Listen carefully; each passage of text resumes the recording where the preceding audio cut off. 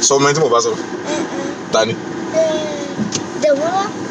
Kì í ṣe Démọ́lá. Ṣé kí n sọ fún ọ? Timothy. Timothy ọmọ mutí. Timothy máa mutí. Irọ́ bẹ́ẹ̀. Fúnkẹ́ ni Timothy. Timothy ò kí mutí akúbò wàhálà dé. Fúnkẹ́ ni wọ́n ti mú. Ti mú. Torí pé mú jẹ́ mú náà ló fi wá òkú bóyá Timothy ó mutí.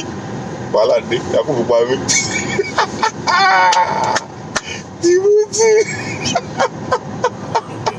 Gbogbo ẹ̀yin Timothy Yakubu lẹ̀ mutí o. Lọ́wọ́ àwọn ẹ̀kọ́ dàbọ̀.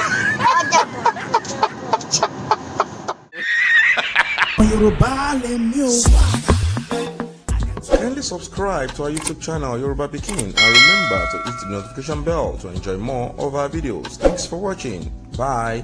Ó dàbọ̀.